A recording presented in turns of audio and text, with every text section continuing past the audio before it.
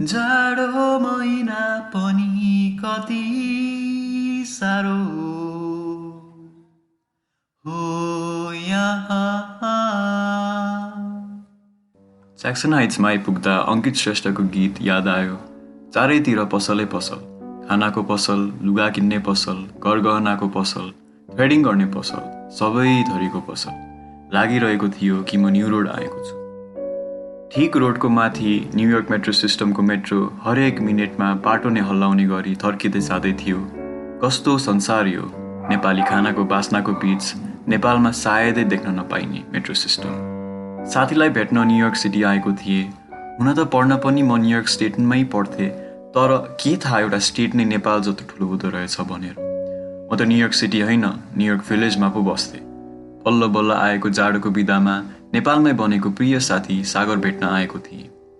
यही नै हो ज्याक्सन हाइट, उसले अघि अघि हिँड्दै भन्यो।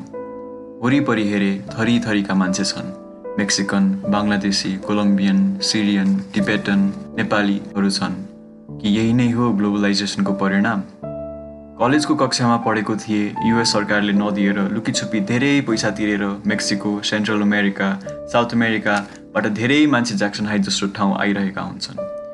एकजना साथीको म्युजिक टिचर नि नेपालमा भेटेको थिएँ, जसले लाखौँ तिरेर समुद्रमा कन्टेनरभित्र लुकेर मेक्सिको हुँदै युएस जान लागेका थिए।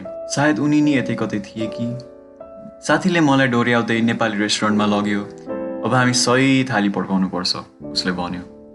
हाँसोको माध्यमले सहमति जनाउँदै भित्र छिर्यौँ हामी। थाली पड्काउन र मोमो घिच्न सुन्तला मान्छेको देशमा।